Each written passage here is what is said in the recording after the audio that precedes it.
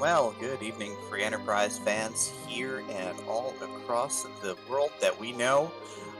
We are here back on the flagship RPG Limit Break one more time this week as we start to bring the first week of Magma and Hook matches to a close. I am Demarine2, and I am joined tonight by Antidale. And no, please tell me you're excited for this match. You're excited, right? I'm excited for this match. I will uncharacteristically be a little bit more enthusiastic than my normal ASMR style tones. We have a cane start, so we're going to jump right to it. We'll have to do 3 of the following 4 objectives with Cole forging the Legend Sword, or the Excalibur with Cole, defeating the boss of the Baron Inn, burning the Mist Village with the package, and we might get some music. Demarine, these are really good runners, aren't they? Well, Poidrac has been around for quite some time. He'll tell you that he's bad. He's lying to you. He is absolutely a great runner. Fairly dominant wins against Alisale and Vampstar in the first round. Lost to Possum Morpheus that could have broke the other way with a couple of breaks. So, he is somebody that the Magma runners don't want to see at 1-0. On the other side, you have chocosura, Mr. Aggressive himself, one of the strongest runners in the game. You give him a little bit of power and he will stretch it to a limit like you've never seen. Big wins against No Dumping and Micro Korgs, and then aggressed himself into a big hole against Starman that he could not climb out of. So 2-1. The 1-0 Magma Runners do not want to see chocosura next week, so no matter what happens, someone's going to be unhappy come Monday. But hey, for now, we're going to have a blast with this one. Absolutely. Really looking forward to seeing where that package is going to be, because as we now have 3 terminal key items and we might be looking for who knows what long chains they could be hiding behind, or whether they're just going to be handed to us right immediately. Well, we shall see. I know both of these runners know how to deal with situations both fast and slow, so we're going to see some really strong play from both of these runners. This is definitively a marquee run for the week, and so I'm really excited. Yeah, it should be a really good show. And like you said, chocosura, as one of the more aggressive runners, can sometimes put himself into a little bit of a hole, but also is good enough to pull back out of it as long as his opponent maybe stumbles a little bit too. Yeah, absolutely, and he's the kind of runner who can take a tough boss and make it look much easier than it's supposed to be. Tends to be one of his big strengths. I know Poidrac is just real consistent, has a good style, always has a good sense of how much to loot and where to go, and speaking of which, speaking of power, hey, look, a crystal sword to go with our cane and our palum. Our runners have a lot of DPS. Cecil on the table for sure for our runners. We'll see how this plays out. Yeah, definitely love getting Quack Kid for some really early magic power. He only needs to really get through a normal experience ant line to get the level 2, at least a level 2 spell online. And then there's that crystal sword. We could just borrow from Invenerable and sell it to assert dominance over the seed, or get a Cecil and then just assert dominance through sheer overwhelming power. Like, even as single Cecil, yeah, you give up the agility stability, and that's always a bit of a problem. But in exchange, you're getting you're getting the power of cover strats, you get a heavy armor wear. Oh yeah, Crystal Sword has 15 strength and a base 200 damage power. Like, it's through the roof attack power. Those sound good. And both runners running immediately to the Watery Pass, which does have elevated loot based on it being a little bit lonely in previous tournaments. That looks like that is a Cecil right there at the Watery Pass. Poidrac does pick him up immediately. chocosura walks away. Poidrac is now probably poised to find second Cecil to upgrade his agility situation from maybe a little sketchy to utterly incredible. And we'll see if chocosura comes back if a second Cecil pops out of the seat someplace.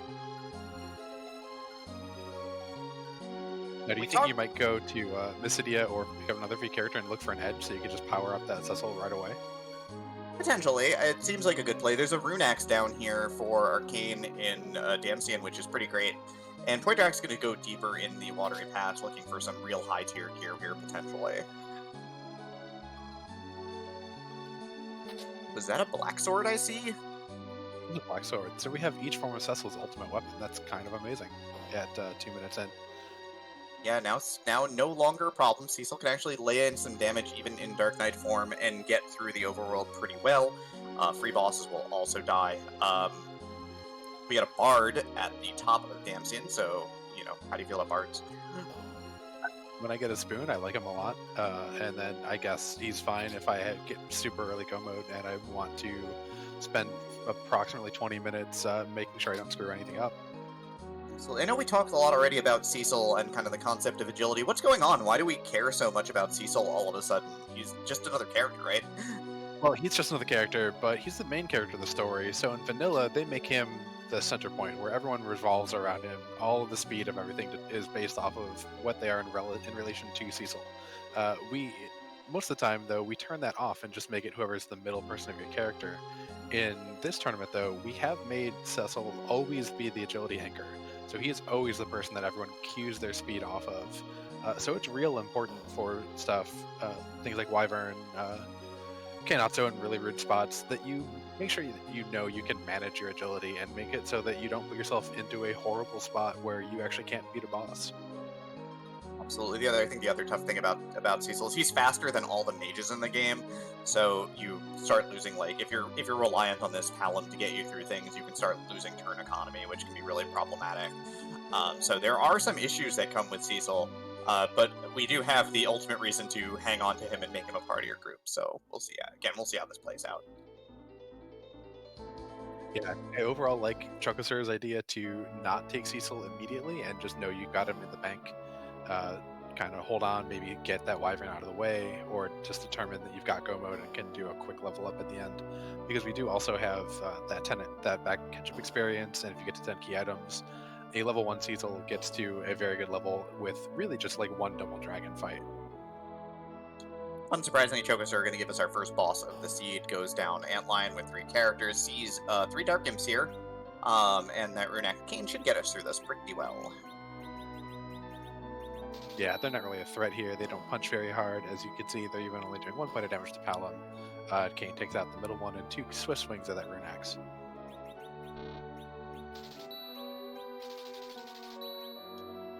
On the other side, we've got Silk Webs for sale for Poidrac here in Kaipo, so he's going to grab a couple. A nice way to sort of fix agility issues with Cecil by applying 2 levels of slow to a very fast boss can kind of get you back in control of a fight.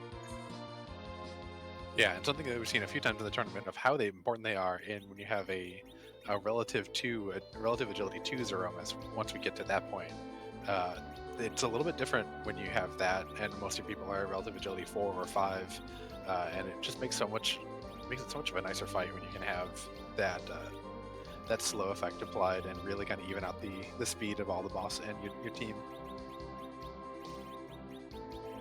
Absolutely. And so Chocosura does drop the imps with that axe, no shock there, and picks up the not Magma key. Nope, that is one of our ways underground, so we could be looking at Hook Seed, but it's real early. Be interesting to see how far the runners go to try and avoid that. Whether they say go dive a Twin Harp if we pick one early. It's always a kind of a gamble on whether or not the hook boss is hard enough to warrant doing extra work to avoid it. Yeah, I mean, you're definitely want to probably pick up all the characters. You want to make sure that at least your free characters are all accounted for.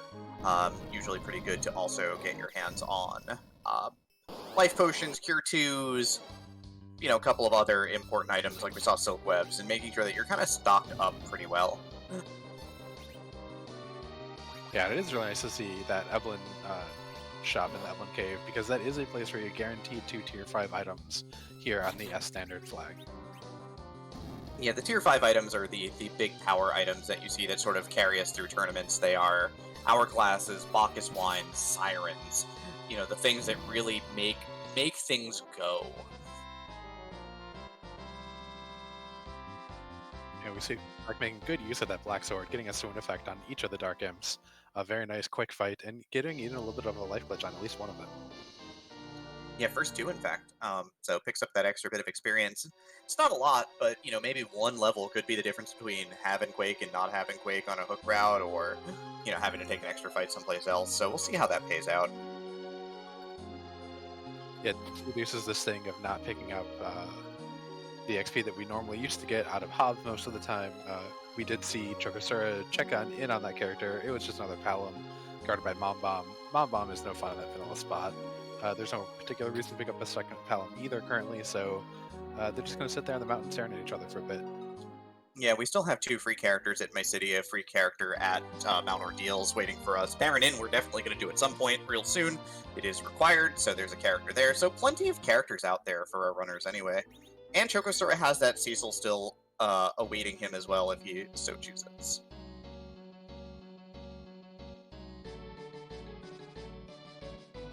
Quick peek at the defensive football here, and we'll see what boss is trying to take out the monks. That's a Golbez.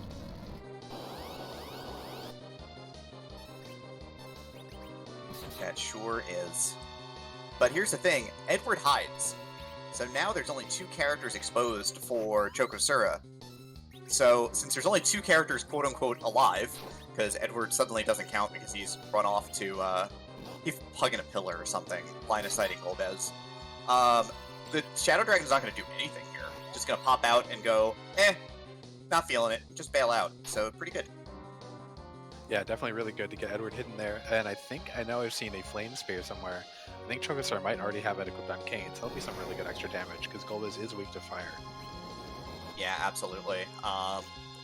One jump is going to do some pretty spectacular damage, but by unhiding Edward early on, right as soon as he sees the retreat, you can throw up a Star Veil on Edward. Edward's not going to die this fight, and make it work here. Venerable pointing out that it was actually the Rune Axe that Kane has, and Golbez, not a mage.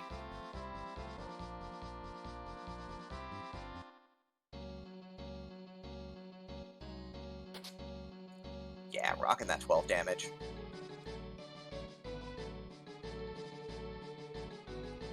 On the flip side, though, Poidrac does work his way through Bomb Bomb pretty swiftly there, with level 2 magic and the power of Kane here, so decides to pick up the second Palom for now. So gonna take the little bit of extra time. The other annoying thing about Bomb Bomb is you don't get full experience from the spot, so another reason to potentially ditch it, but he wants the double Black Mage, so he is gonna go and get the double Black Mage. And Golbez has retreated from attacking Fabul. Successful defense for chocosura. Palom missing out on a little bit of XP, but again, that's another one of the bosses that does reduce XP. You don't get the full amount here, so not a huge loss for that Palom. And we get a Rat Tail. Well, with Hook in hand, we can check that right away, at least. Yeah, I'd be real tempted to go back, pick up the hovercraft, and go check that immediately, and then move the hovercraft down over to Upland Cave, and just hope I don't have to see a pink tail forever. Fractal9991 asking, how do you not get full experience from Mom Bomb in the vanilla Mom Bomb spot? So, interestingly enough, it's not that you're not getting full experience, you're getting full experience for the Mom Bomb. However, other bosses that are just single entities end up giving you more experience because they don't split. It's a bit of a weird idiosyncratic thing with Free Enterprise.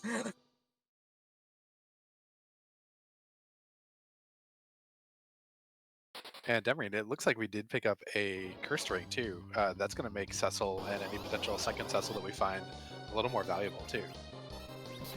Not in a spot every runner checks though, out of hand. Like that's a treasure box in the back of Fabul. Like, not really a thing that everyone's gonna grab, certainly. Yeah, we won't check those ones in the throne room pretty much ever unless I've gotten some really horrible stuff. And we got a really good white shirt. Cecil's gonna love wearing that for quite a long time. It's some great magic defense, and has some good zombie protection too. Best piece of armor you can have for the Threemus fight outright, because it has the highest possible magic evasion that you can get on a chest piece as well. Usually used to keep your Porum running in the Threemus fight so that she doesn't get detonated by unnerved Big Bangs. Lots of good options though for it. Yes, Cecil can equip it too and become very powerful.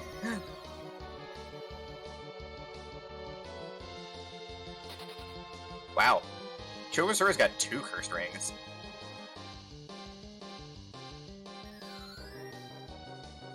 One of the big changes for the most recent patch in 4.1 is that Cursed Rings were increased in price because they are very powerful in stabilizing your agility situation. So they now cost, what, 25 grand a pop? Yeah, they were, I think, 8 before, so they went from, oh, I can always afford this, it's chump change, to, I gotta sell stuff. Yeah, or I can sell it back for 12,500 gold now, which is spectacular. Also exceedingly true. Poidrac has the wall up on the Flame Spear Cane here, so he's having a good time. Golbez is going to be forced to retreat in just a moment here, and chocosura is going to give us a look at the Mystidia characters. Poidrac started this run with a little bit of extra looting, which is why he's a little bit behind in terms of progress. But our runners have done basically the same things at this point. It's likely that we'll see our tail turn in here, and we'll keep on kind of going at that point. And we get a Tella and a Rydia there in Mystidia, so some more mages out of that town. We'll see if Choco is keeping that Rydia, maybe keep her down, keep her napping for quite a long time, and slingshot her later if we get a good Darkness Crystal pretty early. Yeah, it also finds life potions here, so it's going to stock up. Vampires are a real interesting item. They cast the Drain spell. And they have some niche uses that we're probably not going to see in these flags. But if you're watching this right now, when we get to the table in about a month, keep those in mind. We're going to talk about them a lot more later. Yeah, and they are I think they're a tier 4 item, so they will be only available underground once we move to the table flags or in gated shops. So you can find them over in the overworld here and get some really good use out of them on some early bosses, but later on they'll become a part of a very interesting Zeroma strategy.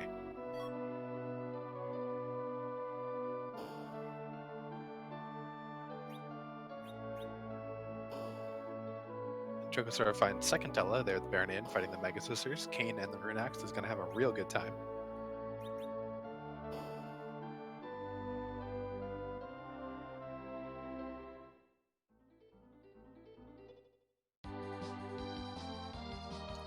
Yep, Mega Sisters are all mages, so it does quad damage to these. I mean, this spot only has like 500-ish hit points, so the Sisters split that up and end up having very little health.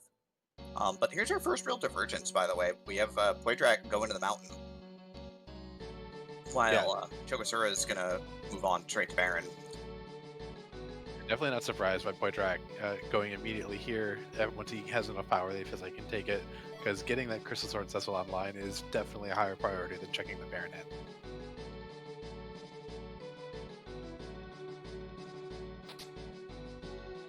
Baron Inn is just another Tella. Another pretty straightforward boss here, Dark Elf / Dark Dragon. You can theoretically stop the dragon form. For some reason, when Dark Elf transforms, he loses the boss bit, which of course is not a great outcome. Poidrac found Yang on the mountain and did take Yang here, so Yang, Kane, Cecil, double Palom. I don't think Poidrac had actually gone up Damsian, so the Yang actually just finished out the party of 5. It didn't have to ditch anyone, if I remember correctly. Nope.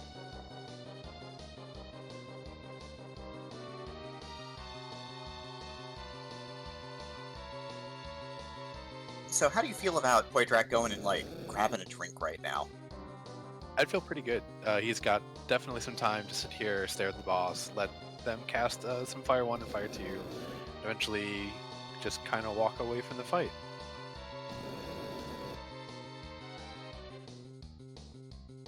Of course, if I was Poidrac, I'd be a little sad they're not somewhere a little bit meaner down the line, but, you know.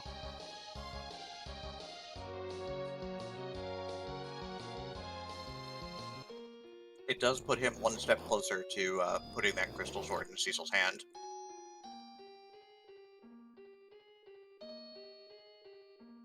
Yeah, and Revenant Fate in chat suggesting that back attack Wyvern with Setsu would be pretty rude.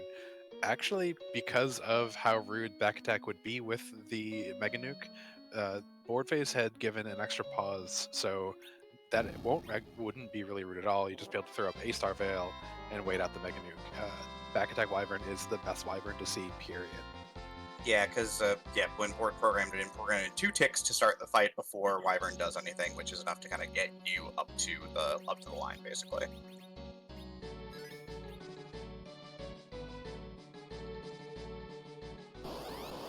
Oh, Rydia looking real good right now because the reward from the required Baron Inn is a Bahamut Orb. Bahamut, the most powerful summon in the game. If you like dragons, well, we're probably going to see some dragons from chocosura's side because he's going to use that to kind of fuel his rampage through a lot of this game at this point. Rydia is instantly online, just needs a couple of levels now in order to be able to cast that more than once a fight. And really, while we're still in the overworld, you only need one to fight. I mean, even in theory, if we are on hook route, if Ordeals doesn't pay us out in any way, and we are on hook route, it also almost always takes, with a little bit of gear, one Bahamut to clean up the first boss in the hook route, because it only has around 6,000 health. So if you've got a little bit of gear, you might just be able to torch that first boss without thinking as well. Yeah, Mega Nuke solves a lot of problems for you.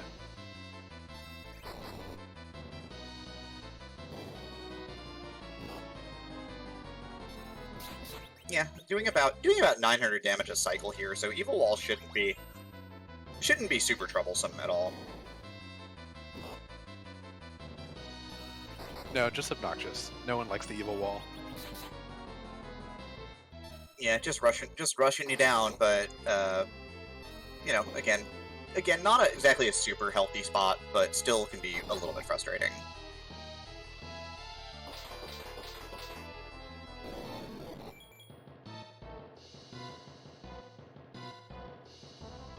Yeah, and that flare does it. Evil Wall crumbles. Paladin Ancestral is ever so closer. We'll have to get a key item and then get a transformation, and then we'll be able to finally equip that crystal sword that was promised to us almost 20 minutes ago. With which we will destroy our foes. Yes, I believe it's real ultimate power. Wow, that's a lot of power. Wait, I thought Edge was real ultimate power. Hang on a sec.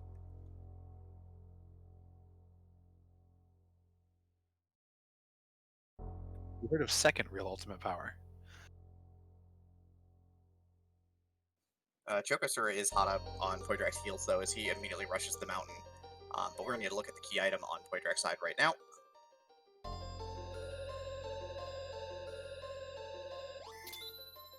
Alright, you get the party rock. You've got a Cecil in your party with a crystal sword. Are you chasing second Cecil at this point? Are you, like, fully committed to saying, look, I want second Cecil? I'm tempted. I'm real tempted. I might check out who the character is down in at the hook route too, because if it's another Cecil, or if you see the second boss and it's free, like maybe you see a nice purple robe and it's Mile on a LNZ, then I'd be down for it too. But Rubicon, we just get a little bit of leg, and then it gets a virus and walks away. Chad is very excited about the other thing that Earth Crystal gives. I'm excited about characters. I've always been excited about, you know, improving my party state. But everyone else is like, I want to open treasure chests. They want to see boxes. They want to see the entirety of the Troia treasury. Not gonna lie, I don't mind seeing it either. I know that boxes are not your favorite thing to open in the world. Look, treasure boxes are a sucker's game. It's the real truth.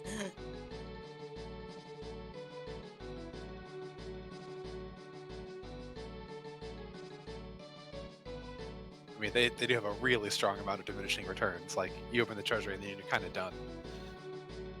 Yeah, I mean, if you open the treasury and you get like a Sork shirt and an Avenger, like, there's no need to touch another treasure box in this entire game.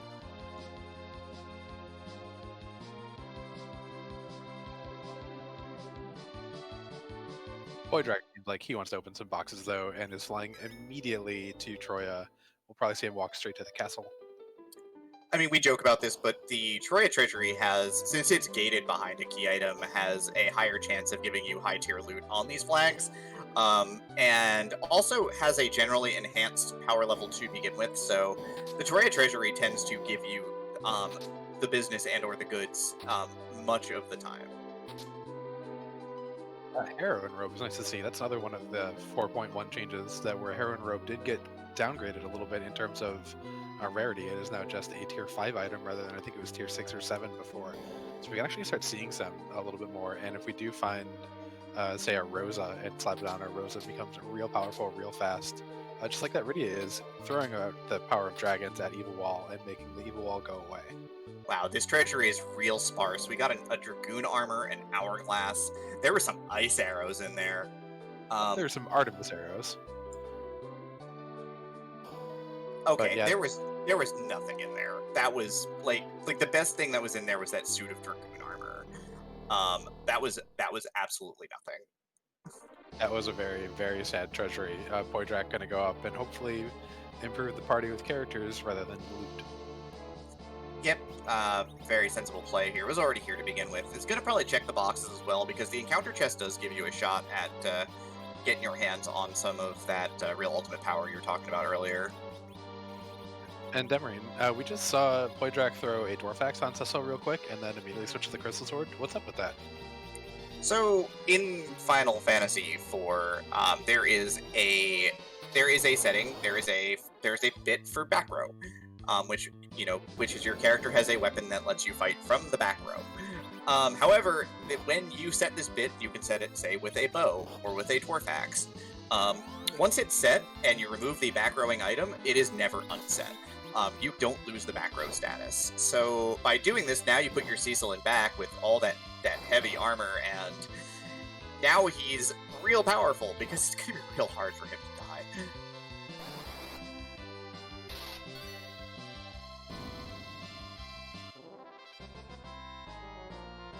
Poidrac finally able to put a little cold onto that flame dog and does get it down.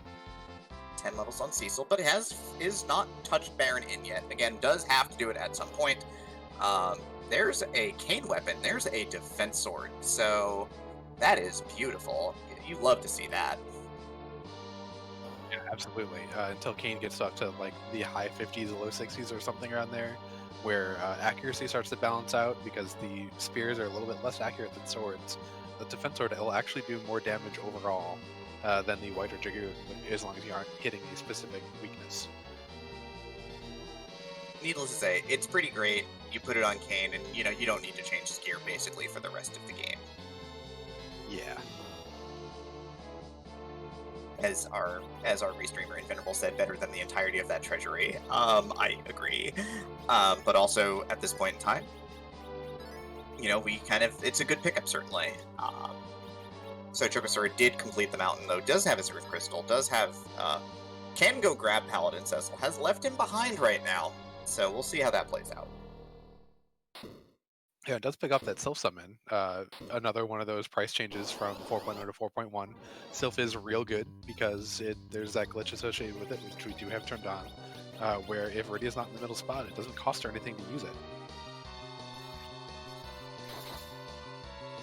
First boss here is Kainatso, potentially annoying, but we're going to put some hurt on him with this set of mages and also crystal swords and defense swords. The major attack that he has is that when the water is up, he does a wave that does a percentage of his maximum health, or his current health as damage, which can hurt real bad.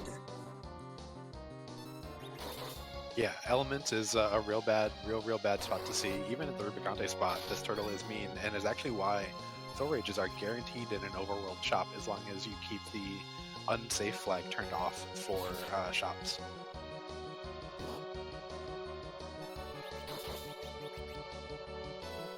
Also, since this is the Mega Sister spot, it is fairly healthy because it has the combined power of all three sisters. So you do have to be a little bit careful here. Yeah, Poidrac doing a very good job of dissipating the first wave with I think it was a Thor Rage, and now has a Lit 2 queued up from that bottom column. Plus just all the damage Crystal Sword Cecil's been doing. This should be over pretty fast. Yeah, well-timed Lit 2 here, so when you hit the water up, it is a weakness. It's a additional damage as well as removing the wave potential. So well-timed there just to put Kainatso down real fast. And so this is almost over. Yeah, we've actually seen a lot of really good stuff in shops. I just saw a Rune Ring there in the Troia armor shop. Those are really expensive and give about the same defense as Diamond Rings. Don't give you the lightning resist, but do give you mage resistance, as well as some bonuses to your magic casting stats. So they are a little bit pricey to usually buy, but they're great to find in the chest.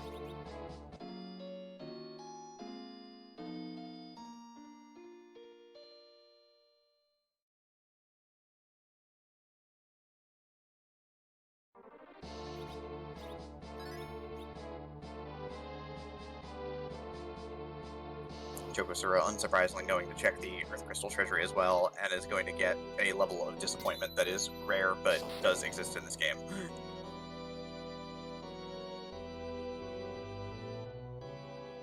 We do find one of our 2 blue robes that will be taking the Golbez spot, so that's either Waterhag or the Gauntlet defending Dwarf Castle.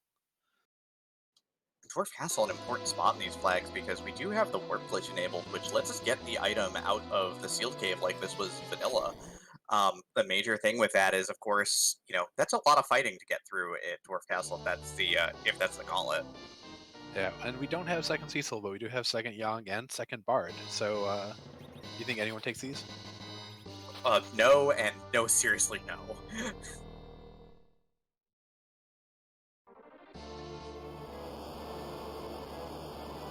Second Bard. People don't want first Bard on these flags. But we have a duet. Speaking of duets, here are the two guards from Baron here. They are mage type, so if you have that rune axe, you can deposit these in the dumpster. We can also just hourglass them if we're trying to play it safe here. Might be saving it for a nasty hook boss though, potentially, if there's another boss that you can stop with that. Yeah, looks like we might be getting some pigs out on the guards, so they can't cast any magic anymore, because they will counter anything that you do with physical or magic attacks with either size or piggy, depending on whether it was a punch or a spell cast. Also, it looks like chocosura did go and grab that Cecil. Yes, he absolutely did make that dive into the watery pass to pick him up. Yeah, so he was just waiting. I mean, you can't pass up Crystal Sword Cecil. You can't leave that kind of power behind. And I missed that Azure summon out of that chest. If Poidrac picked it up, that's a real nice backup healer for Choco. So we've got pretty much the 3 summons that you really want to see: Bahamut, Asura, and Sylph, all on Choco's side. Yeah, that's and that of course without a white mage, or without having a white mage at this point, that's great to see. So you can rely on Asura in the Zeromus fight. People have done it. It's a little scary, but it's very doable. Yeah, approximately 66% of the time it does what you want. 100% of the time it works 66% of the time every time. 1 divided by 2. Yep, that math checks out.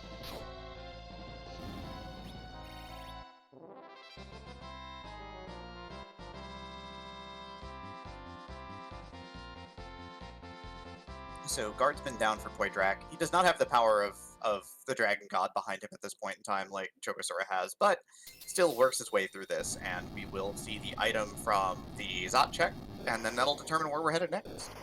Yeah, and Top Paladin did pick up Quake, which also means he's pretty close to getting Warp. Might be able to get it from maybe a combination of the Mad Ogre chest and the Rubicon spot if we have to do that, and would definitely get it when you add in the XP at Dwarf Castle. And we got a pink tail. Turns in for a guaranteed tier 7 item, so potential like Avenger Sword or another white shirt or Hans of Steel. There's some real good tier 7 items, but I don't know if you see yourself turning that in having already done the rat tail, but we'll see. Yeah, Poidrac might skip it, but I don't think, or Chocosura might skip it, but I don't think Poidrac has even picked up the hovercraft yet. So I imagine that we'll see it coming out of him. Fantastic. Yeah, Chocosura or Poidrac now immediately moves because Zot drops you off in front of Baron, so taking advantage of routing a little bit here to immediately just get dropped off at Baron and do this with a 0 flight. So nice, efficient, well-focused move here. Yeah, and Demarine, PK4787 in chat has a question about did we find a Crystal Sword yet? Yeah, of course we did. We started with one. So I guess maybe there is one actually in every seed? At least if PK is watching? Nope, there's not one in every seed. There just happened to be one in this seed.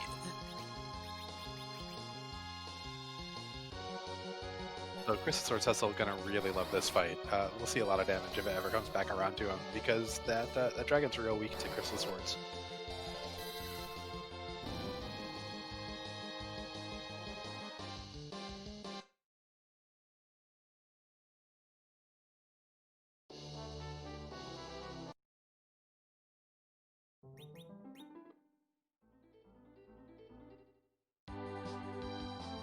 Poidrac, you did not want to reset out of that, my friend. Yeah, that is a required objective, Poidrac. You had to finish that.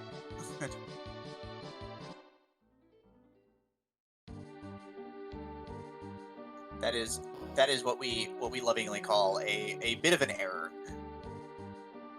Yeah, a big E for effort on Poidrac's side for checking that, and then not quite finishing all the way through. Let's hope he remembers very soon, because that's going to be real bad if he does not.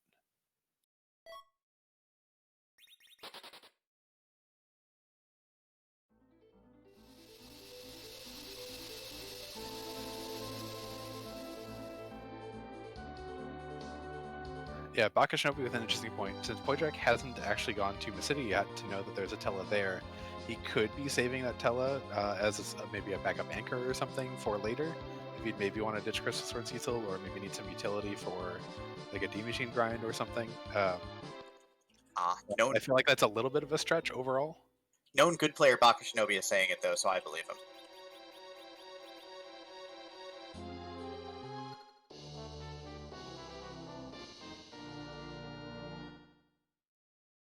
The Zop does not require Trinity Debugger, but the Baron Inn fight that Poidrac reset out of is.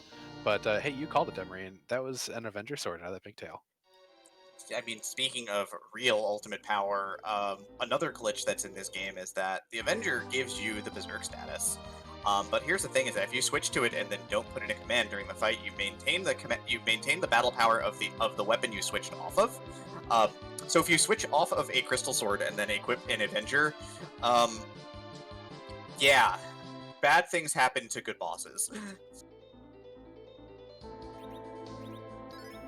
We do pick up second Cecil, you're suddenly a little bit more tempted to keep him around and actually level him up, especially if we find Wyvern at some point.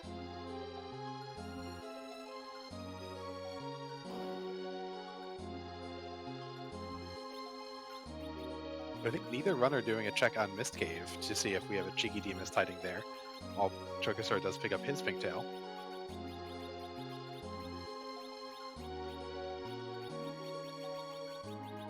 Yeah, but more importantly, I don't know if Poidrac is afraid of terribly much of anything down here anymore. No, I wouldn't be. But Choco does make a little check here outside of Mist and is going to be giving us a peek at who's here. Also, though, Poidrac in the Evelyn shop finds Sirens and Wines, the true power combo right there. Get your levels and then make your Cecil Berserk to crush all your problems, except for the fact you have an Avenger already. He does get to drown his sorrows and not being given quite the same amount of great toys that Cecil does.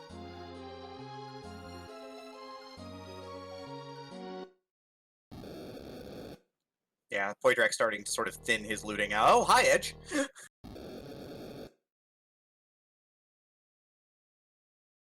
Yeah, definitely in favor of that Edge, especially picking up that wine. We might see one of the Quack Kids go away on Poidrac's side.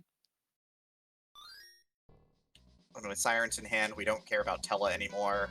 Tella's garbage at this point in time, realistically. We've got Black Mages, we've got Crystal Sword Cecil, we've got Edge, who can keep up with Cecil and agility.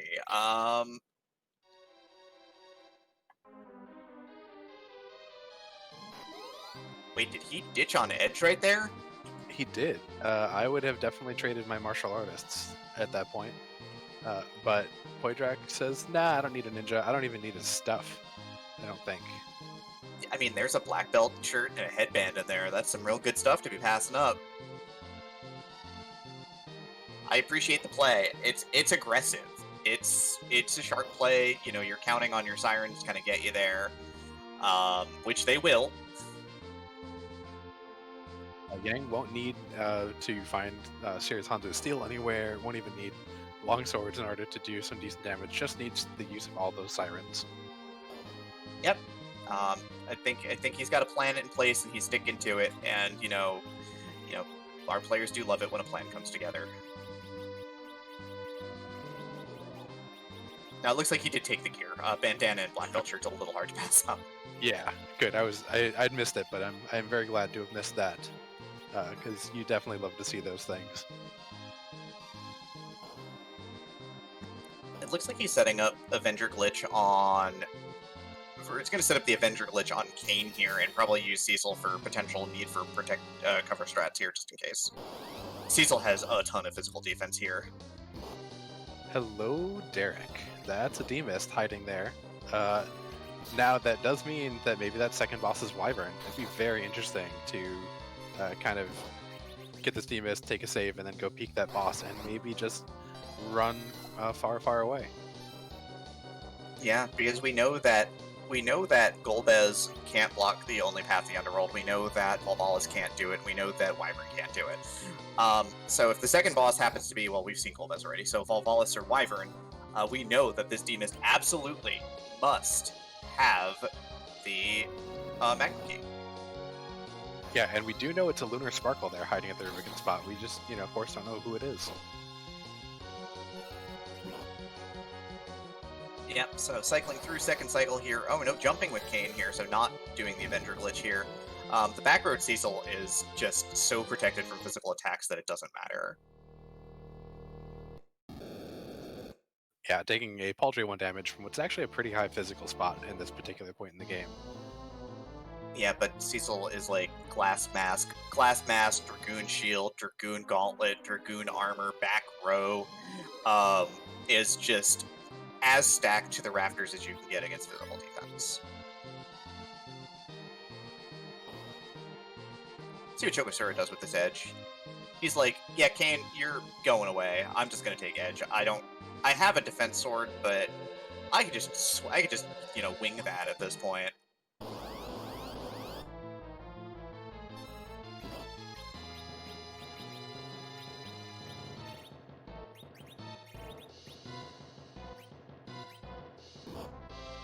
This isn't too bad as long as we can get through to the place where we maybe get some Lunar Frogs. Blessed It Wood, first of his name, for discovering that strategy. Oh no, we're not doing that. We've got a Crystal Sword Cecil and some Bacchus ones. We're going to the house at this point in time. Poidrac's gonna race it. Yeah, Cecil with all that good gear won't fear any of the punches coming out soon. Doesn't fear even that fire counter because he does take reduced damage from those. The single target viruses might be a little bit rude though.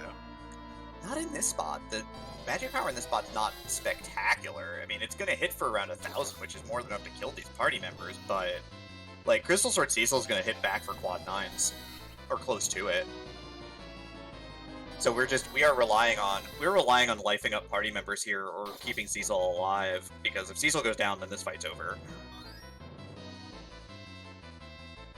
Yeah, this is a really nice aggressive play that I don't see Poidrac make terribly often. Yeah, it's a little dicey. If Cecil takes 2 viruses here, he'll go down. So this is a little scary. But there's one on Palom. He's gonna kill one here. Catch a fire, because now D-Lunar will switch over to just shooting fire at you. Oh, never mind. We're not even gonna see that. God, Crystal Sword Cecil's so good! That was amazing. Excellently done, Poidrac. Getting underground in about 41 minutes. No white mages in sight. Does not care. Has real ultimate power on his side. And that seemed like some really anti-board face AI there. The targeting was absolutely perfect for Poidrac. Big flexin', big flexin'.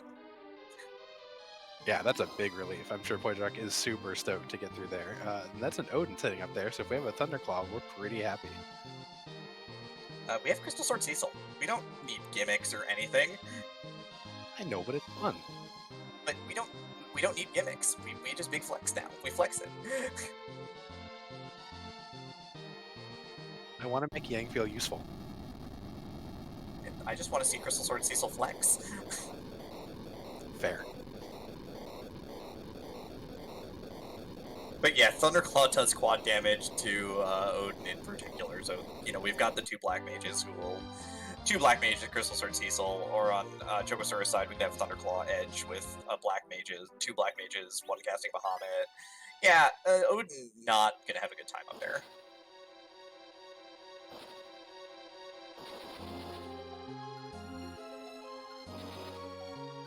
So how do you feel about freebies, Demrine? I love them. You should check them 100% of the time.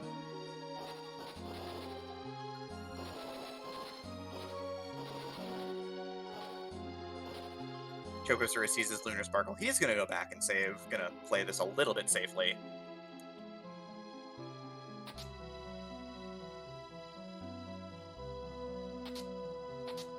Poidrac does go straight down here to the Land of Summon Monsters, and he's gonna get his loot on a little bit here.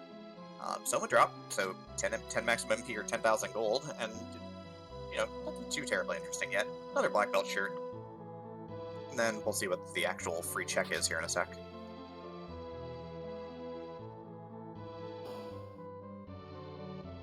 This boat for a little bit of extra agility manipulation, maybe one of the kids could wear at the beginning of a fight to get a little bit faster.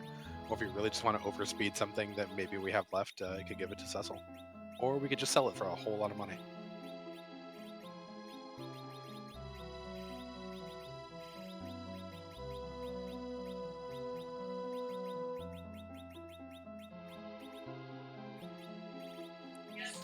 So we'll see how he decides to deal with these Lunar Dragons. He's got Assassin Dagger for speed. Is going to cast Flame with Edge here, so going to just go with the straight magic play here. Got the Quake, got the Bahamut, and is going to overpower this, but in a very different manner.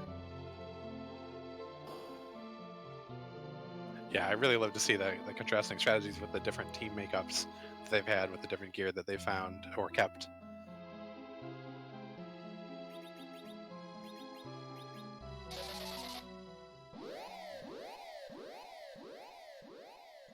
Bahamut in the Leviathan spot, technically doable. You can reflect back the Mega Nukes with Star Veils and get all the damage done because it will Mega Nuke you for quad 9s.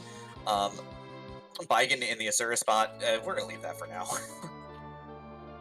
Yeah, and I think Poidrac only has one Star Veil. At least when we were in the inventory earlier for the D-Lunars fight on Poidrac's side, I only saw one at the top, and I don't know if any more were ever purchased. Yeah, you're going to want to have 2 for that, because you need to reflect back 3 Mega Nukes most likely.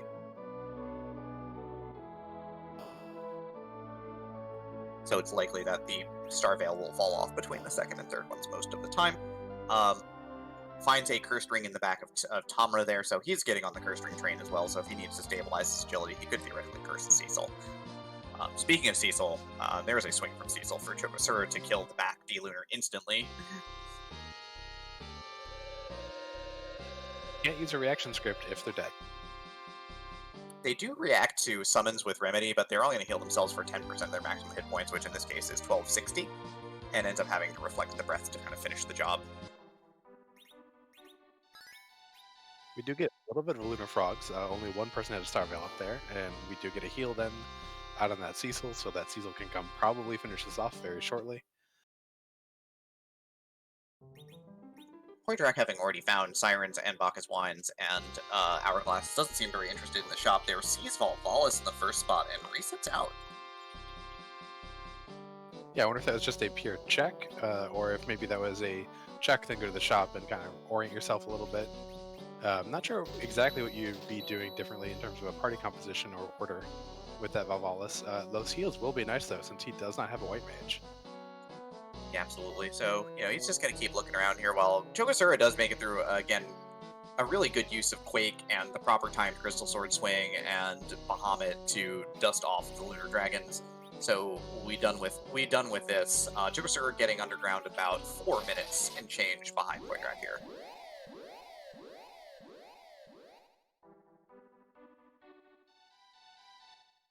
Yep, finding nothing terribly of interest in the Dwarf Castle shops, or is already done with them, gets back into the Falcon, and we'll see where he goes. Yep. Also Marilyn noting that Poidrac does not have Warp yet, so it is likely that Poidrac needs to grind level 29 on his Black Mages to make sure that he's got it.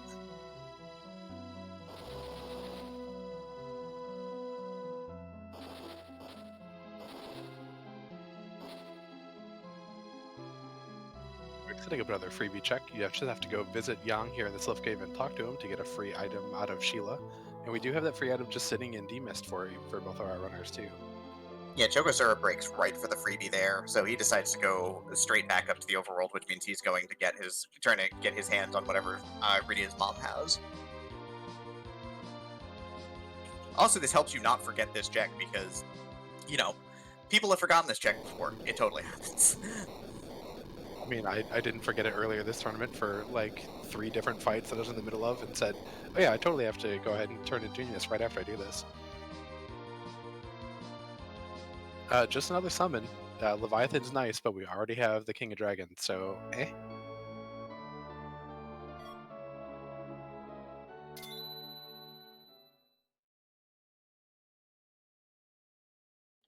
So yeah, but for Poidrac, that's a pile of cash. For chocosura, that's a pile of cash. So lots of money, but nothing of real use here. Chocosura is gonna probably turn that. Is gonna go switch over. So he's gonna go back to the shop here to grab more sirens and more wines. Yeah, looks like it. That Leviathan will finance an extra purchase of stuff.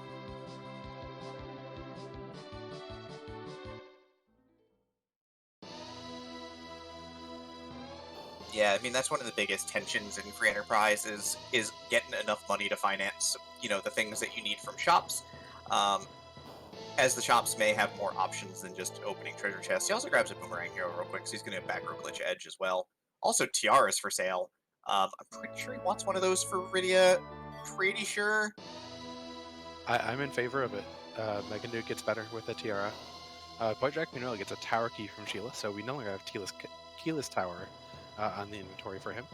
And Yay! there's a tiara and a couple of black shirts.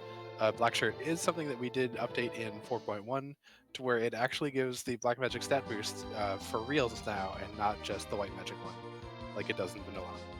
Yep.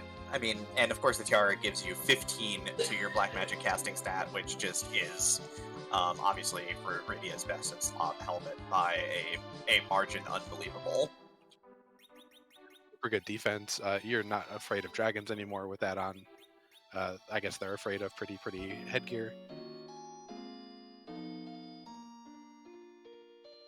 I mean, look, it's important that when you go into battle that you be as stylish as possible. I am on board with that. I mean, and we are always stylish with the wonderful fab palettes from Scala Kitty here, but the characters get a little bit extra bonus sometimes with ribbons and tiaras and such. God, that was a really smooth plug. I'm into that. That was real good.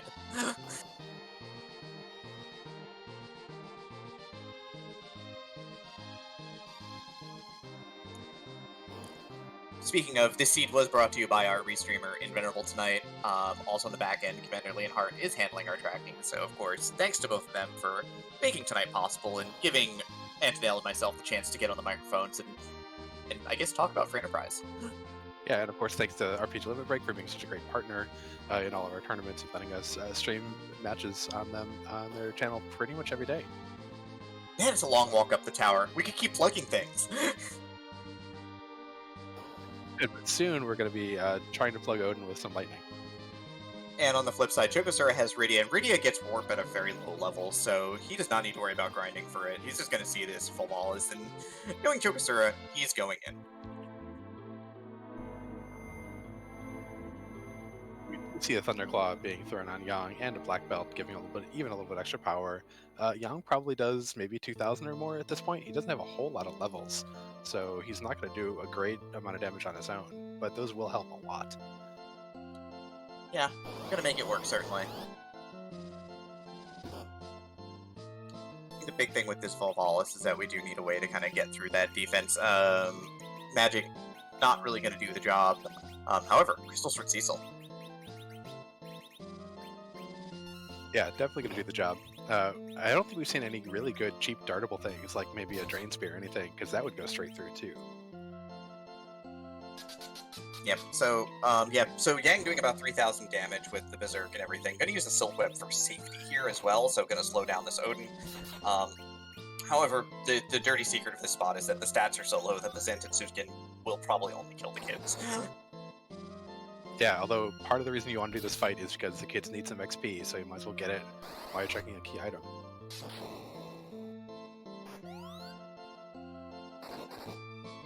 Yes, Yang does have a Thunderclaw equipped for this. He is going to town. Yeah, I think he's got Thunder and Poison equipped.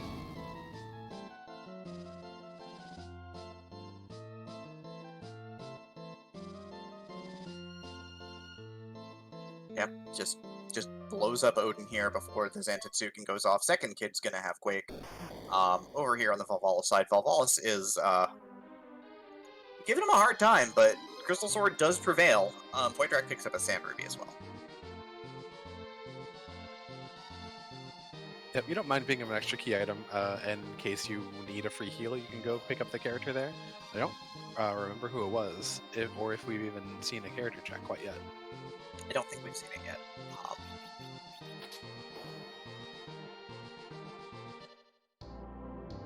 Hey, there's second Cecil.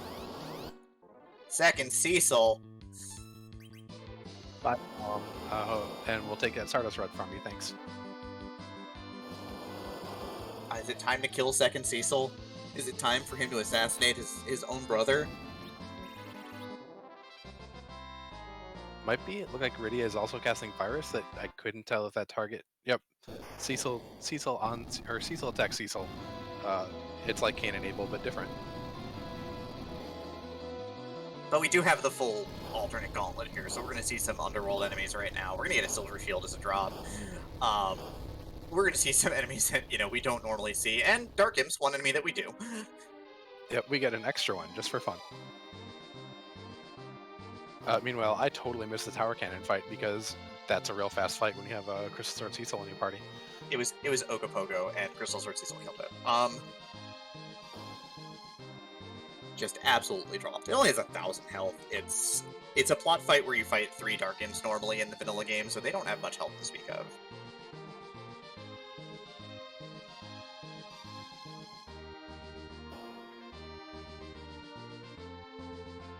But Poidrac gonna go ahead and fall out of the tower in just a moment.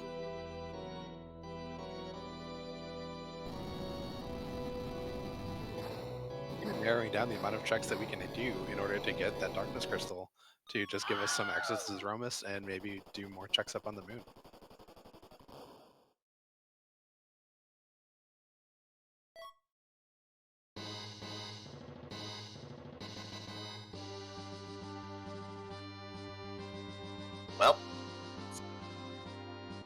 Well, that happened. You called that one. So 2 shiny bits of stone from the tower, 1 standard ruby, 1 darkness crystal. Both get you a key item, or both are key items. Both get you a character. One of them's a little bit happier than the other. I mean, the Blackrock does open up the greatest coin toss in free enterprise, moon or not. Always a difficult decision, certainly. Some players are really deep on Team Moon. Some people are like, yeah, no, there's checks on Earth. I'm not going up there. You couldn't give me money and get me up there. Yeah, it's always really interesting on what drives you. We've definitely seen a lot in this tournament of staying on Earth a little bit longer than maybe we did in other times, just because the objectives sometimes lead you there, the fights lead you there. Having the Warp Glitch on for Dwarf Castle makes that a way more appealing check than it used to be.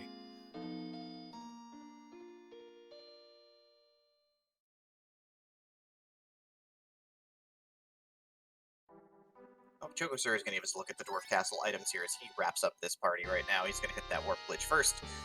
So this is the Sealed Cave item.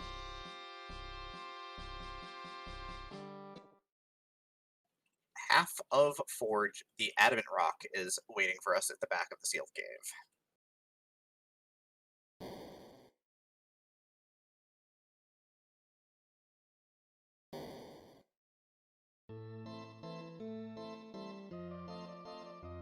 And some music.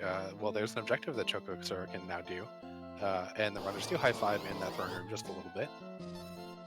Yep, Dwarf Castle absolutely required. I mean, short of going and getting the Luca Key and doing the Sealed Cave and wasting a lot of time. Why would you do that to yourself?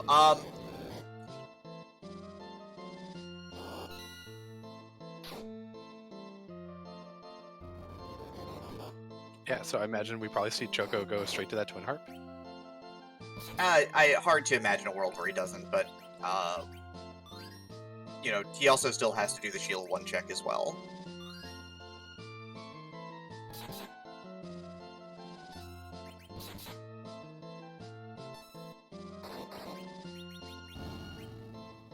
The fans want it, though. They know what's up. Yeah, Pavelis also knows what's up, getting hit with the Crystal Sword for over 3,000 points of damage. Poidrac gonna have his choice to whether to keep second Cecil or not. Who do you think he ditches to get a nice agility anchor? Depends upon how he wants to play the Zeromus fight here. I know he likes Yang, so he might keep Yang. Dump a Black Mage, potentially. But someone's gonna go for the second Cecil, because that just fixes everything.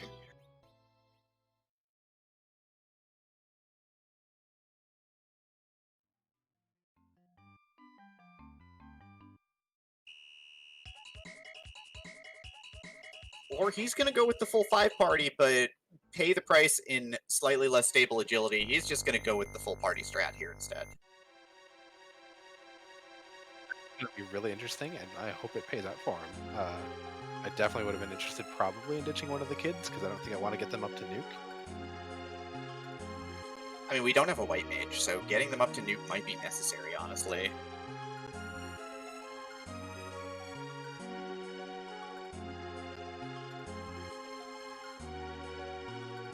That is very true. It is very interesting, and it's like, we've seen runners doing this. Like don't get me wrong, we have seen plenty of runners deciding to say, look, I will have 3, physical fighters in a silk web. I don't need to anchor anymore. Right? The only thing I'm afraid of at this point in time is if Wyvern's blocking package on the moon. That's the only thing that can stop me. I'm gonna roll those dice, right? I'm gonna play the odds, say that that's not gonna happen to me, and I'm gonna make the magic happen with 3 really powerful bruisers, 2 nuke casters, and just go to town. We have, I think, still a Dwarf Axe and a Curse Ring for both runners, so we can definitely dump Cecil's agility by 20, which does mean until he gets up into the high 40s that he's going to be a reasonable anchor if you really need him.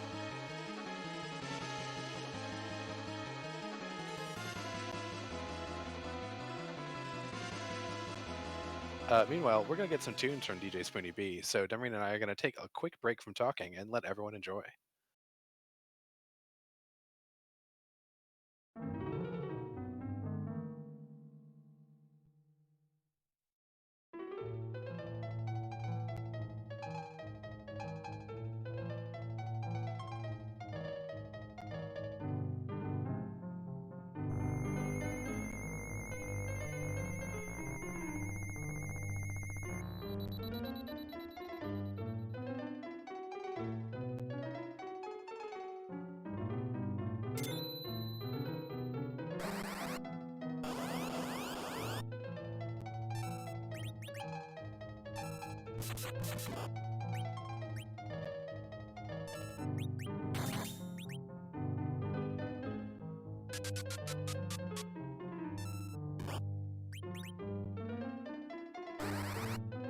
So this is the boss battle theme from Super Mario RPG. The boss battle here is Pale Dim. So chocosura is going to take the time to kill second Cecil real quick and then go to town on this Pale Dim.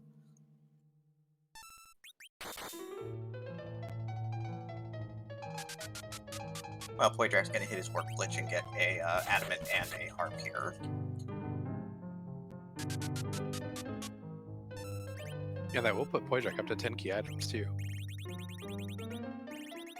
Double experience points.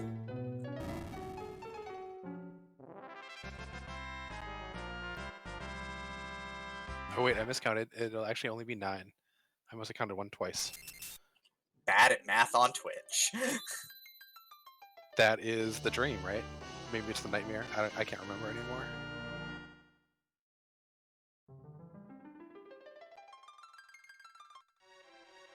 Go mode awaits us at the Twin Harp.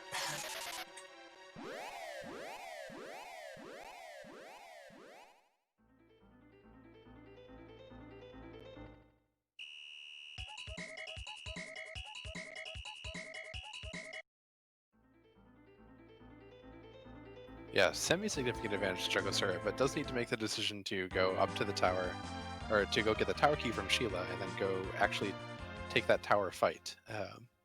So Poidrac not terribly far behind, but does have to remember that he reset out of an objective earlier. Yeah, he has to remember that he's in go mode here, or he'll have to realize that he's in go mode once he gets this Legend Sword. Gonna grab some Cure 3s for safety. That's real smart. I think he might have been looking for life potions. I think he didn't find them earlier, so that's gonna look real good at this point in time. But we know where everything is at this point in time.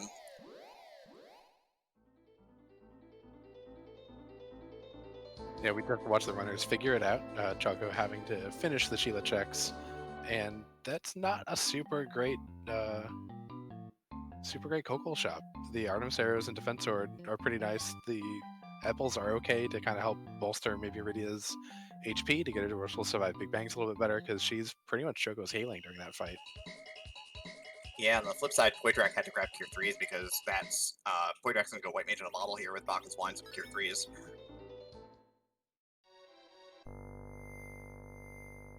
Yeah, that's something we've seen a lot less of since 3.0 or since 4.0 debuted, and really changed the economy a lot. And even 3.0 did a little bit of making all your white mages that much more precious. I mean, White Mages are the best mages, by far. I detect no lies.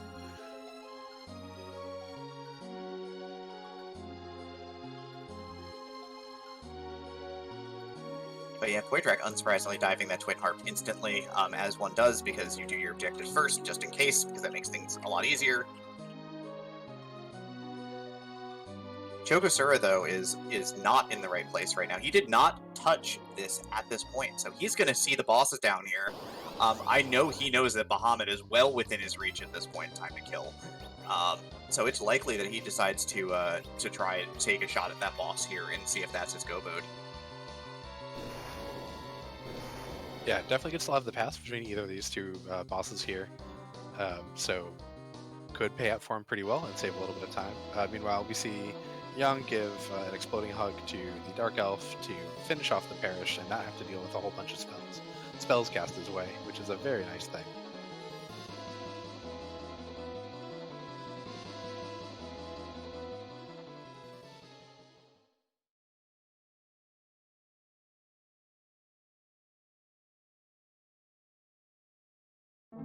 Enjoy your Mystic Reprise, everyone, as Chocosura does exactly what we expected. He's gonna kill this. He's gonna kill this dragon real quick.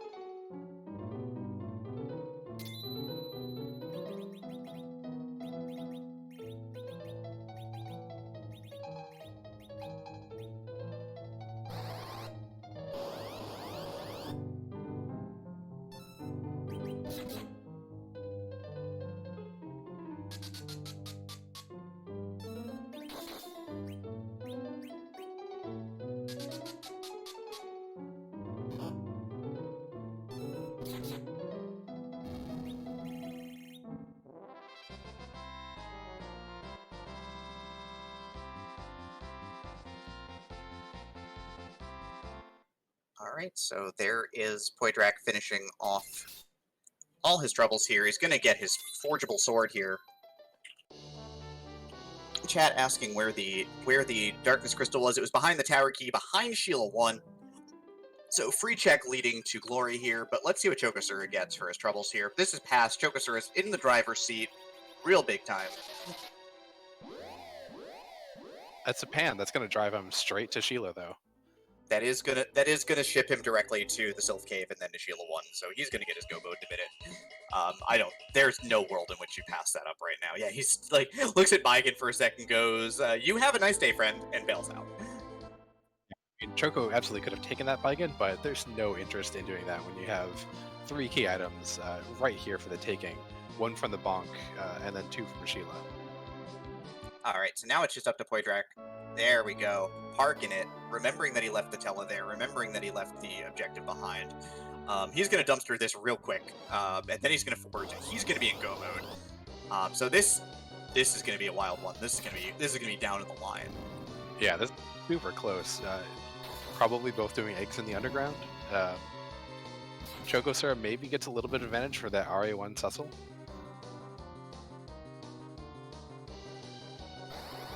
But Poidrac will do all his stuff first.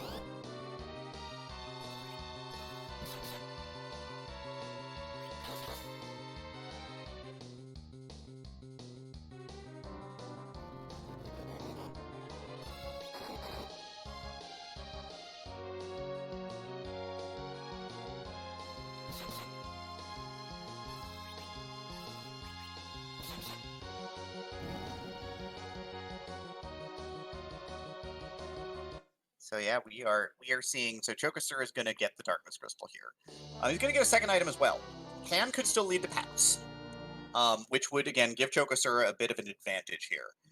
Pan leading to pass, of course, meaning that he does not need to raise the Lunar Whale or go through the Lunar Whale cutscene. He can just stay on Earth, grind on Earth, and then not go up at all. Which, of course, would be a massive advantage for him in terms of time. Yeah, absolutely. You definitely would love to see it pass if you're chocosura. There's a tower key, there's the pan turn in, that's a Luca key. So it's a lot of key items, but no pass for chocosura. Does have to go do the tower. We'll see if he does take that with that Odin first, just to kind of make sure that you don't have to go up the tower again, which is probably overall smart routing.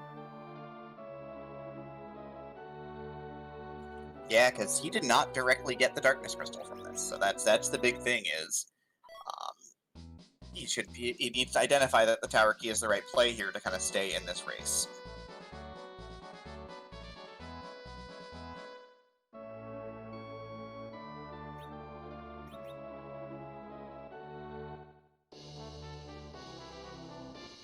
Looks like we're going to be getting a quick heal up at the Dwarf Pot.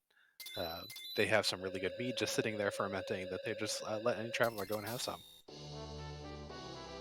Hour, 8 minutes, 38 seconds, lights that lamp, so now we've got Poidrac in full go mode, Darkness Crystal and the Crystal in hand. He held about a 4.5 minute lead going underground. Is Poidrac going to keep that 4.5 minute lead all the way through this seed at this point in time? We shall see. It's going to be close. If Choco goes just as the half tower play, that's probably closer to a 2-minute lead or so. Yep, Poidrac is going moon. Poidrac is not grinding underground, it looks like. He's going to raise the whale and potentially just go do dragons and lower LSD. Yeah, Poidrac did buy a number of hourglasses as well up in, I think they were in the Famart shop. So it does have both sirens and hourglasses. Makes it fewer fights you have to get into, but you do have to heal up a little bit in between.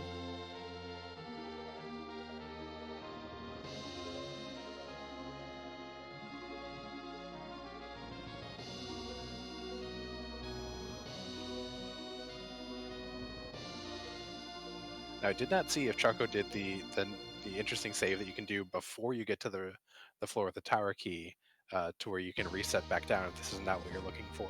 That is a good way to save a little bit of time.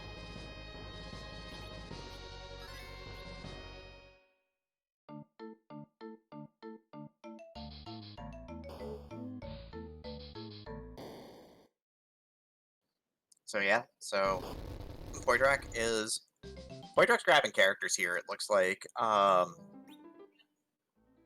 Probably looking for a last-ditch white mage. Yeah, you know, he's gonna grind, do a quick, get a slingshot white mage. You might still get a white mage on the moon. Like, we still have the Lunar Deus character that we are absolutely gonna see here, so...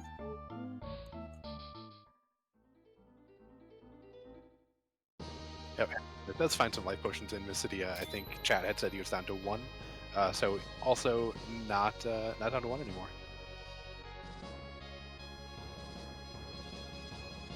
And our Restreamed Venerable does remind us that Tella does count as a white mage. For the Cure 3s must be available if there's not white mage on a seed. We did find Cure 3s, so, you know, whatever. But Tella does count as a white mage for purposes of having white mage. He does get Cure 4.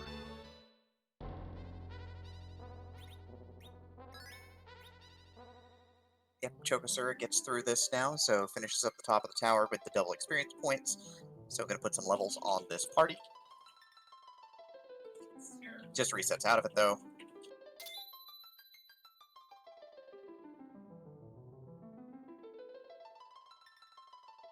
Hey, there's a white mage.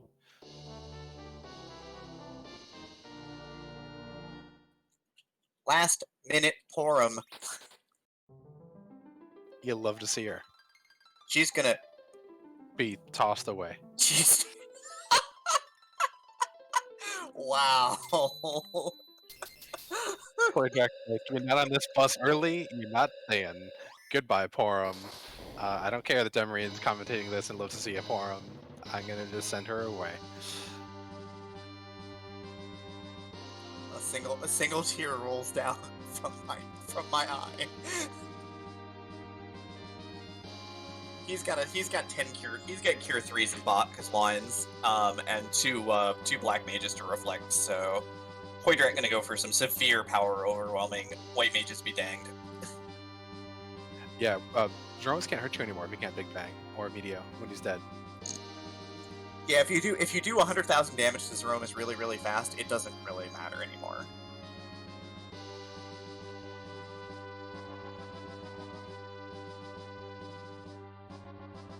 Do love to see the aggressive play, although I probably wouldn't be quite this aggressive, but I'm a little bit cowardly sometimes. I mean, you know, that's why, you know, Poidrac is here and you're... Wait, where are you in this tournament? I got through the table because I got lucky. I mean, you could just say that you're good, it's fine. I could say that. I don't know that I will. Valid. But yeah, so Poidrac ditches White Mage. He's like, yeah, I'm good. I'm just gonna go down here. I'm gonna sort my stuff out. I'm gonna go find my hourglasses. I have 6 of them. I'm gonna go find my sirens. I have 9 of them. I'm gonna pop a siren. I'm gonna go to work.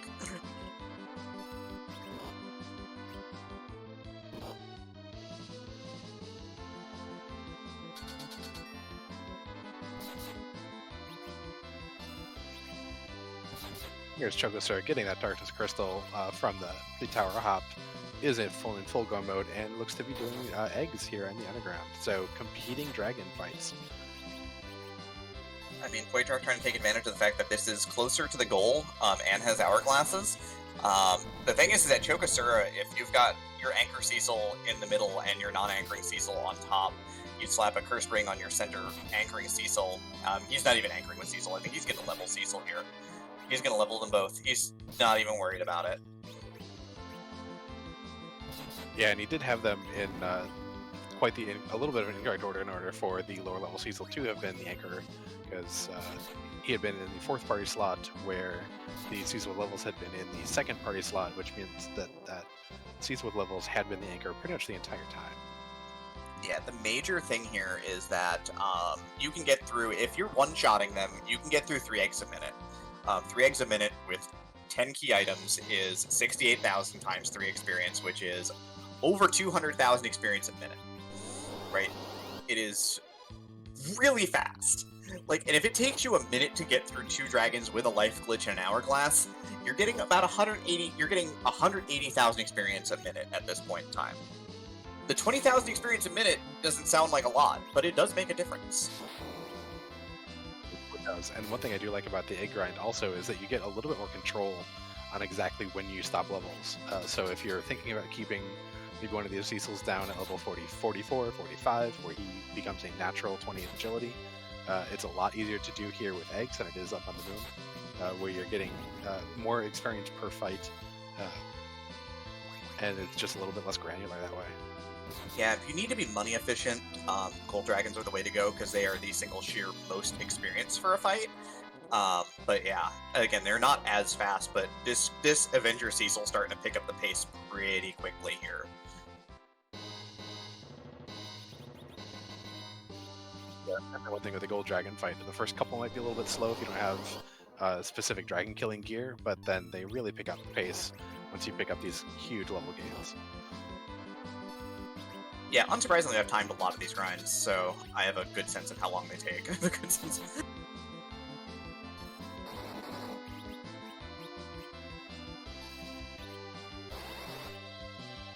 Warlocks are out and out a little bit slower than both, but can be safer if you are working off of 10 key items and mute bells, because you will not die doing them. Yeah, Warlocks are also easier to do a cheeky Life 2 glitch, especially once we get into the table flags, where Tella reigns supreme in terms of being a grind enabler. You can then mute them and then get a Life 2 or 2 off and really have one Siren do a whole lot of work for you.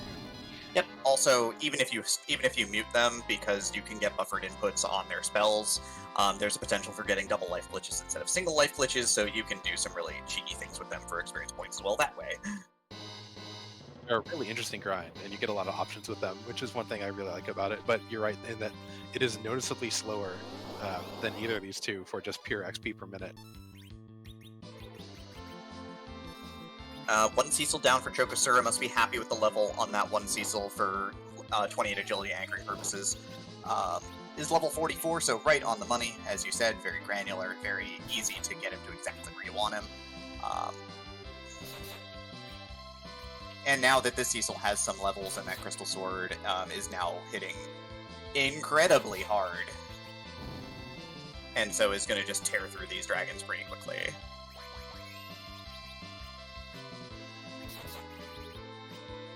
Yeah, we'll see if maybe Poidrac stops Cecil to where he would be 33 normal agility, to where the equipping that Dwarf Axe puts him to 28 at the beginning of the fight, or if he just says, I'm going to keep going until the Palams have nuke, and whatever, I don't care about anything else, I just need the power. Well, it'll be one more fight here for nuke, because it just got Meteor, which means they're either 50 or 51. They are 51. Getting Cecil here to level 53 would get him to 33 agility as well, so then could use the Dwarf Axe to fix agility and make the magic happen at the end.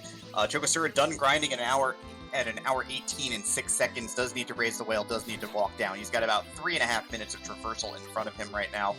Chocosura does not have the Avenger Sword, but both our runners had access to wine ready and able, so...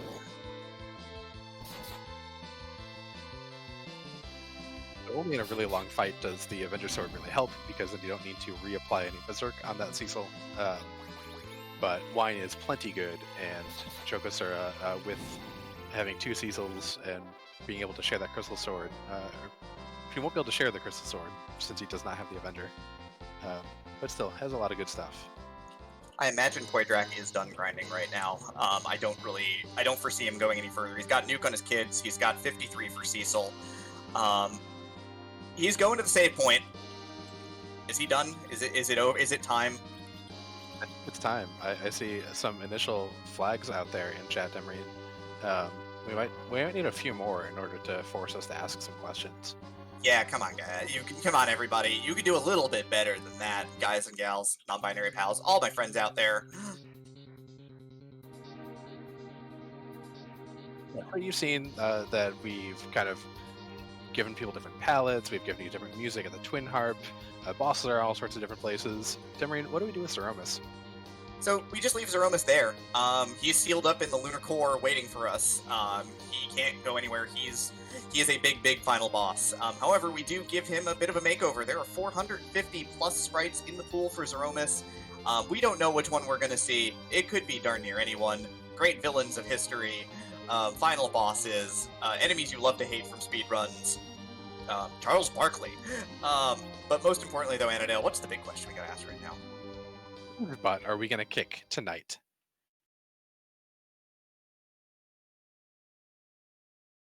Are we going to kick foodstuffs butt? Maybe we get some hummus miss or some potato miss? Maybe we get something silly. I mean, I know that feedback and ideas has been really active recently, so maybe it's time to you know, maybe make it go away for a minute. I mean, it never goes away. It'll be back. We love feedback and ideas. Please give us your feedback.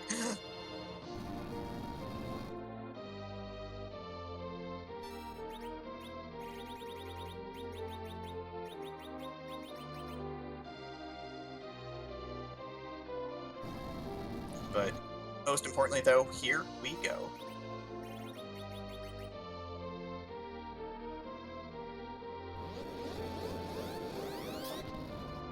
We get a crystal toss at 120.56 on Poidrac's side.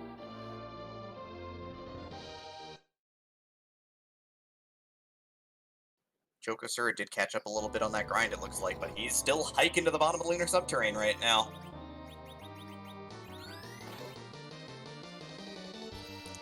Chat, if you're a Final Fantasy Randomizer fan, I know there's a few out there. Break out your best Agma facts in honor of Gyre, one of the biggest runners of the Final Fantasy Randomizer. My major Agma facts. Agma found his way to the Lunar Core due to a mistake when casting X Zone, sending it to the 4th dimension, and then it kind of just plopped out here.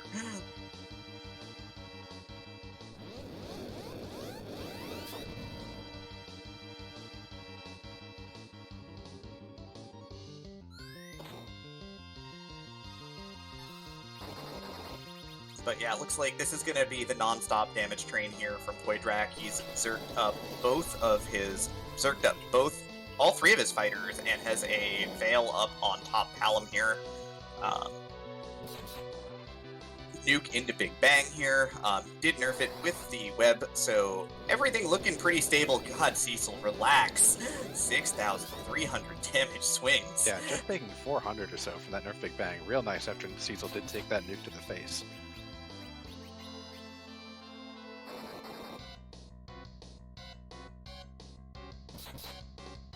Well, chocosura does do a little bit of final party order manipulation as well as equipment, giving us Rydia get a diamond ring, which does up the magic resistance even a little bit more, and is heading down to the Lunar core to join Poidrac in fighting Agamus.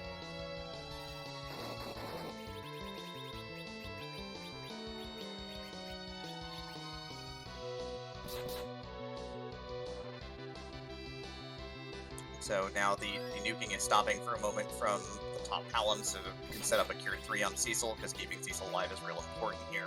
That Cure 3 going to fill him up nearly to full.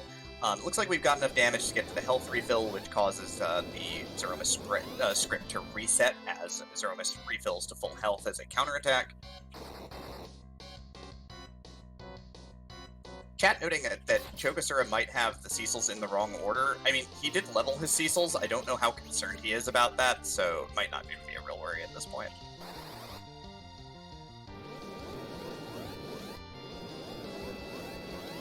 Yeah, we'd have to know what exactly the agility is of Zessel instead of the other Cecil. But they are, in the wrong order for agility anchoring purposes to make it perfect. But they have an Excal, they have a crystal sword on those Cecils. I don't think it's a big deal.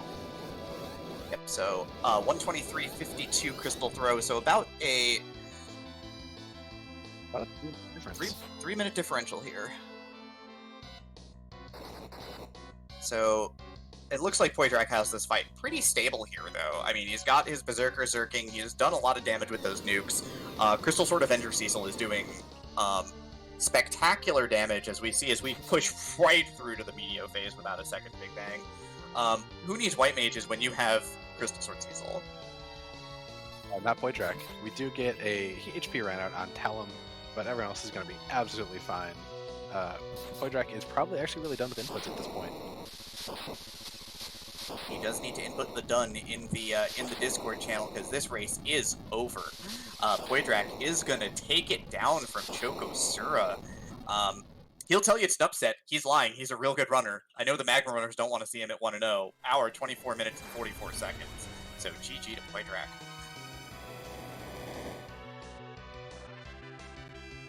chocosura getting the first Big Bang right now, and so he is getting to work here. Things looking pretty good so far, honestly. He's got the Bacchus Wines up. He's going to try and keep Tell alive here, maybe use him as a White Mage. Or he's going to hit that Asura roll, because that's how good players play. Yeah, I mean, you always get the 66% chance of some healing out of Asura. And we are joined by Poidrac, winner of this race. GG's, Poidrac. Yeah. I won. Poidrac, I have an important question. Expected. I knew you were going to say that. I knew you were going to say that you didn't expect to win this one. Are you good at free enterprise? No, but this is I'm in tournament play of a genuine runner of this game who's been around for a very long time. This, in my opinion, this is my first actual big victory over someone of that caliber in tournament play, ever. I've had close calls, but not pulled out a victory until now. And yeah, so I had precedence to say I didn't expect this. Well, very good win against a very good opponent. You made a lot of very interesting choices that worked out very, very well for you. I know I was personally surprised at ditching the forum. Can you talk a little bit about your thoughts there? Didn't need a simple. I had my strategy already in play. Power overwhelming. I had 3 Zerkers, 2 Nukers. Those after I got the grind done. Didn't need her. Absolutely not necessary at all. Oh, just beat Threemus before he can even do too much damage to you. Simple as that, really.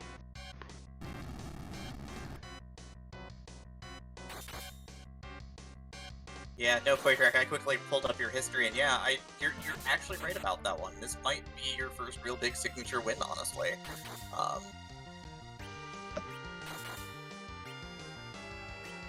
I've kept track of most races I've played, and I've got a fair idea of where I stand in terms of ability and in terms of potential.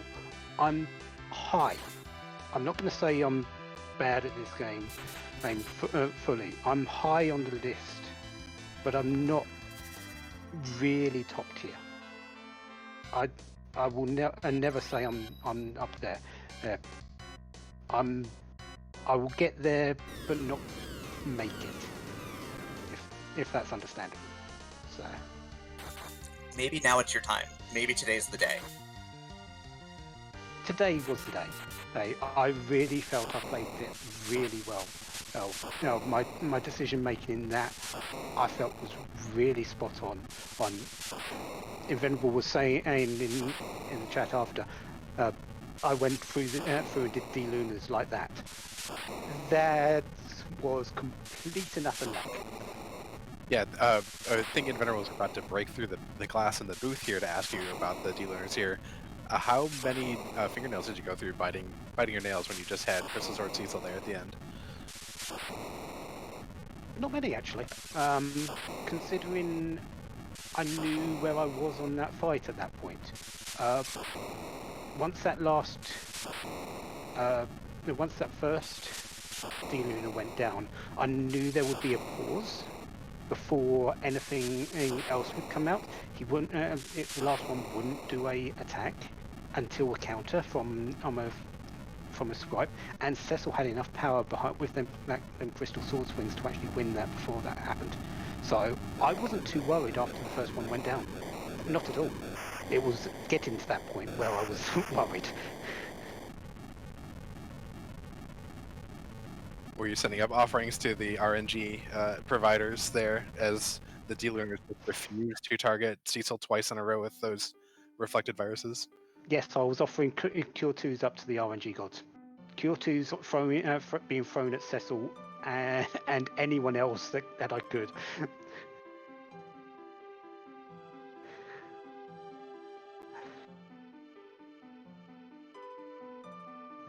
But other than that, I felt my plays were really good. I picked the things that I wanted to pick.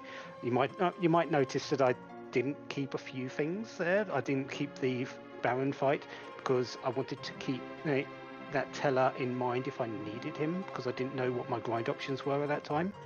I didn't keep the second Cecil because I actually didn't even think about things. I hovered over Yang. I went, nah, Yang's going to be good at the end of it. In retrospect, I should have probably taken him out for, brought him in for Palom, but double Palom with nukes is amazing. So yeah, a few strange things, but they were definitely calculated plays on my part. I was very concerned that you had forgotten the objective there with when you reset out of that Tela, but Bakashinobi in chat absolutely called the play that you were holding on to that Tela since you had yet to go to Mysidia and know that you had one just waiting there for you. Yeah, I tried to avoid Mysidia until I absolutely needed it. I checked it out just before going to the moon, just in case there was a second Cecil there, which I would have swapped out for a Palom, but since there wasn't, I just went with what I had. That was the last chance saloon for that, and no more Cecils. Didn't need it. In the end, Threemus, Agamus fell, which I feel was very appropriate for a certain Demarine on commentary today. And yeah, Zeromus fell. I get the win, and I move on a little bit with a little bit more apprehension about who I'm facing next. I don't know, judging from chat, whoever you're facing next is going to be way more afraid of you than you are of them, most likely. We've got a very good bunch of people in this Magma group. even the ones that have gone without a win in their first one, there's a bunch of good people there. The ones that have got the win are just as good. It's a lion pit, and I would like to say I do well in lion pits. However, I do also get a tendency to be eaten. It is the way of lion pits.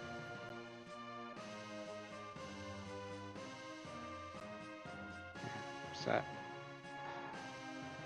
otherwise, I'm going to go and get a drink, sit back, and probably snooze for a little bit.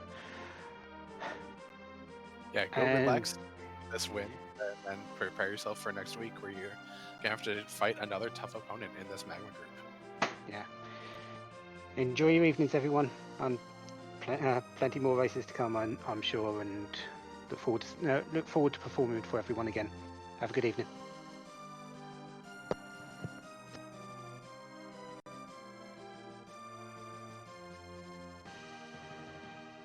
And that was Poidrac, winner of this race, going to 1-0 in the Magma group. Now only has to have one more win in this group in order to get to one of the two playoffs, where 3 people from each race will advance. Poidrac, of course, looking to go 3-0 overall, just so you're able to get into both of those races. And we'll be soon. We are in fact joined now by chocosura. Choco, talk to us about that race. I will say this though, I thought it was a better race than the last one I had. I feel I didn't make too many mistakes other than me trying to land my airship. But other than that, I thought it was a pretty solid race.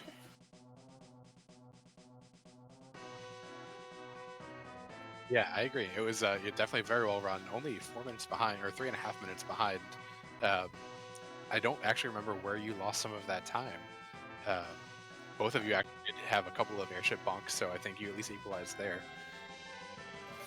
Yeah, I'm trying to figure out where I lost time too, because there was really only one path to go mode, or at least to the darkness crystal anyway.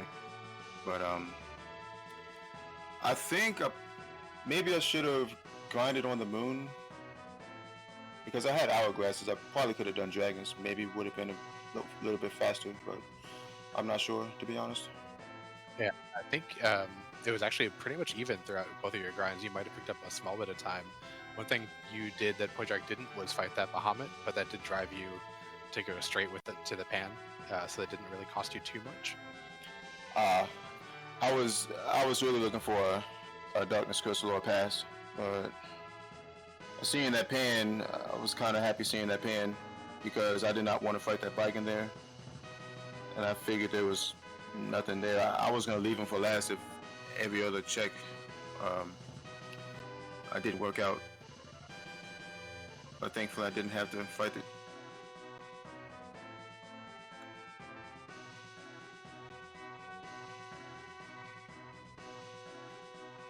You also had taken a look at that crystal, that Cecil in the watery pass, and decided to kind of hold on to him until you picked up the crystal sword. This is something you kind of tend to do more often than not. Yeah, pretty much. I mean, my plan was to just leave him there until doing ordeals, and thankfully I found a second Cecil. But if I didn't find the second Cecil, I was just gonna use the one Cecil anyway.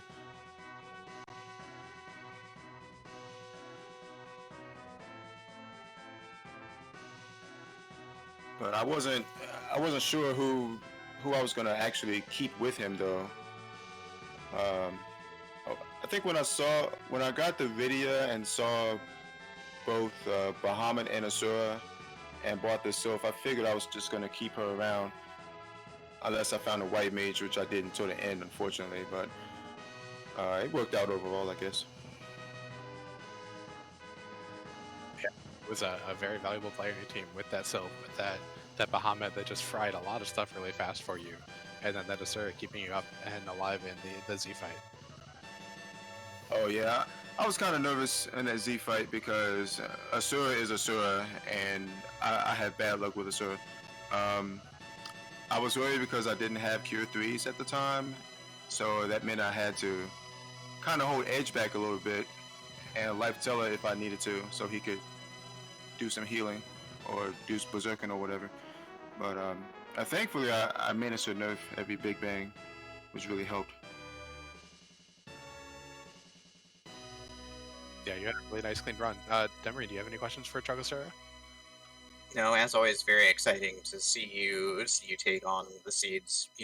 With a real sharp play, and just it's tough. You just got a little bit edged out today, and that's kind of how the ball bounces sometimes. Yep.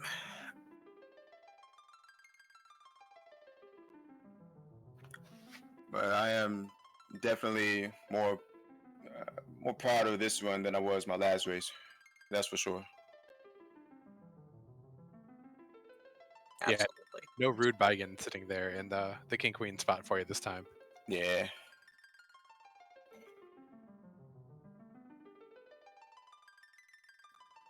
Well, thank you again, Chokosura. But it is about that time of the night again, isn't it, Annadale? Guess we got to wrap this party up. It is. Chogo, again, thank you for running a great race, and hopefully we get to see more of you in this Magma route as you kind of climb out of this hole. Trying to go 2-1 now to get into one of the play-ins. But Demarine, it's been a pleasure commentating with you, and again, thank you to Commander Leonhardt and for Invenerable for doing tracking and restreaming here, and thank you all for watching and enjoying hopefully this broadcast and seeing these great runners race. Please give everyone involved a follow if you have enjoyed this. We would all appreciate it. And I believe that we are heading over to Free Enterprise for a brand new race tonight. Yeah, we got a race coming up a little bit more for Enterprise tonight to kind of bring the round to a close. Who is that race? I got that on my other screen. Give me a second to grab my other monitor.